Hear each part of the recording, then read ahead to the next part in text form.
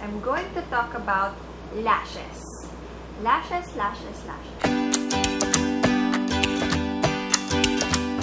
So, sobrang addict ako sa lashes. Super kailangan talaga ng lashes. Or, if you're just going out, maybe you could put the normal lashes lang na falsies para magmukhang mas natural, mas mahaba, mas makapal.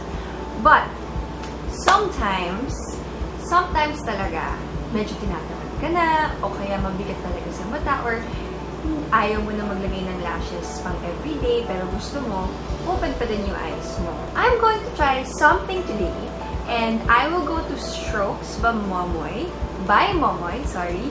and ita-try ko yung KeraLift. So, I heard about it. Nakita ko sa Instagram.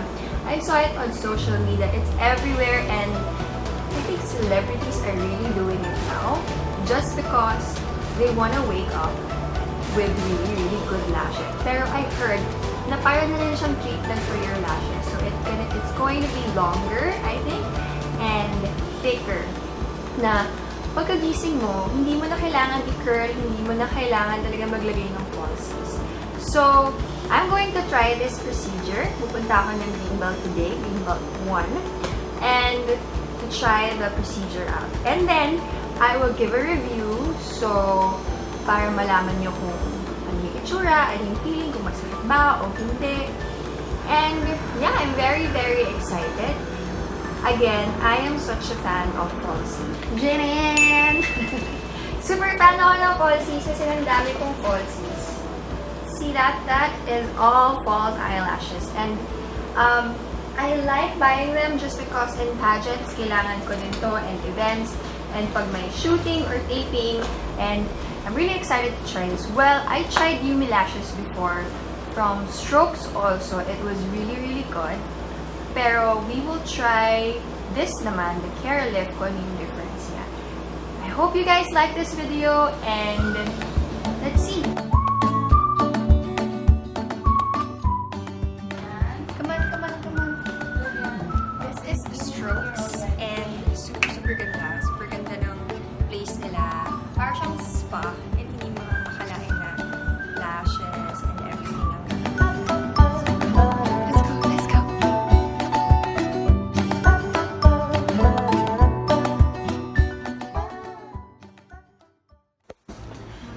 So, we're gonna start the procedure in a while, and super solid kasi meron siyang lazy boy, super comfortable ka. So, I heard 1 hour yung procedure, and wala kang problema, hindi ka maging uncomfortable. So, we're gonna start our procedure. Ate, what's your name? Vivian po. Vivian. Siya ang gagawa ng lashes ko, and I'm so excited! Ate, anyone can do the KeraLift, diba? Hindi din, ma'am. May mga hindi kami na-accept minsan. Yung masyado maikli yung pilit mata. Pag super iksi yung pilik mata, hindi nyo na ina-accept. Yes, ma'am. Yung mga hindi na kaya, kahit curler, hindi nila ma-curl. Ganun. So hindi siya eyelash extension. No.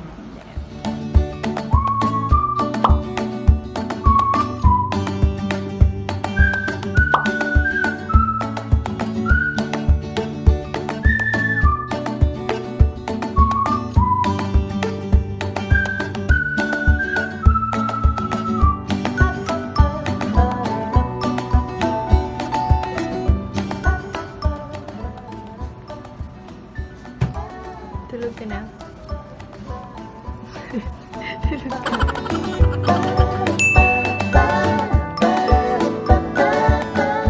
So, ayun, nakatulog na si ate. So, ako na lang mag-vlog. Parang siyang may mayonnaise sa lashes niya.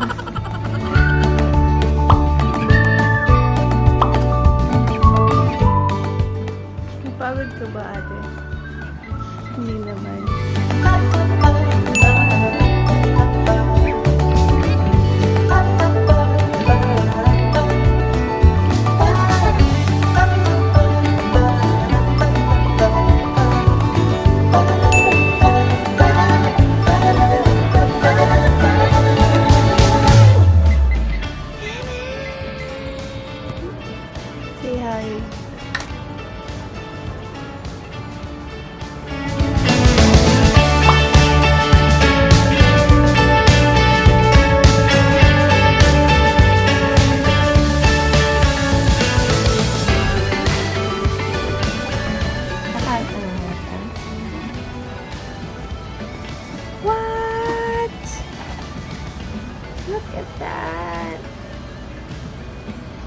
Ate, ang galing mo. Ang galing mo, thank you. Ang ganda din ng lashes mo. Naka-KeraLift ka din. Ganda. Super love it. Ano masasabi mo? Ang tagal? Okay, so tapos na ang KeraLift ko and I super duper love it. And now we're gonna talk to Sheila. Hello, Sheila. So what do you do here in Strokes? I'm the branch head. Branch here. head. Yeah. So KeraLift, it's your own lashes that we're going to lift from the base. It is specially made for your lashes to make it stronger, longer, and healthier in every lift. So it's not extensions. We're not going to put anything on your lashes that makes it stress or malalagas siya. It is safe kasi it is FDA-approved and registered. FDA-approved. Yes. Yun ang kailangan talaga. Kasi ang dami na parang kung saan-saan lang sumusulpot, di ba? So ano yung mga do's and don'ts and pwede ba lahat ng tao gawin to? Yeah, even peanuts can do this. Pwede. It's really safe. It's really safe. And I was talking to the technician kanina. Hindi siya pwede, hindi niya rin-recommend sa mga, hindi parang project. Yeah. Hindi mga maiikse. May excel, yeah. We cannot lift it. Meron kaming ibang product. For that? Yeah, it is called Instalash Serum, Road Serum. Kasi hindi niya pinipilit yung clients na gawin. So, Strokes is not after the money. It's always after the quality of the work. Strokes is not after the money.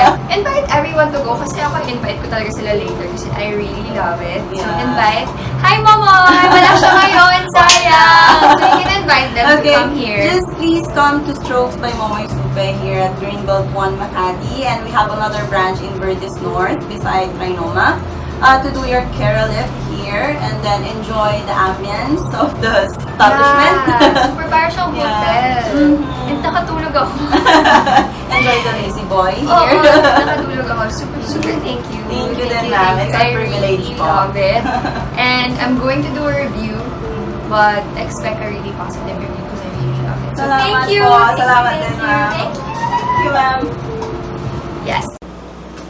So guys, hello. I'm back home. And tapos na yung KeraLift. Ginawa na yung procedure sa akin. And look at that. Go a little closer. Look at my eyelashes. Yes, walang eyelash curly yan. Walang mascara. Nothing. It's all natural. It's my lashes. And I super duper love it. KeraLift is super worth it. As in, if you wanna wake up with beautiful lashes na naka-curl na and everything, this is perfect. Okay, pros. Hello. As you can see, sobrang okay na siya when you wake up. No problem. Wala kang gagawin. Hindi ka tatamirin to do anything. Another thing is, you don't have to wear your falsies every day. And kahit mag-makeup ka, kahit walang falsies, it's perfect already. And walang downtime. After 1 hour of the procedure, okay na, you can do everything. You can't lang basain for 24 hours. That's it. Cons, well, medyo uncomfortable while doing the procedure. Siyempre normal naman yun kasi nakapikit ka and they're lifting your lashes. Siyempre magiging super uncomfortable ka for a while. And another cons is, it only lasts for 6 to 8 weeks. Well, I think it's a pros already. Pro. Okay na din siya. You just really have to maintain it. Kailangan talagang alagaan mo siya. So, 50-50.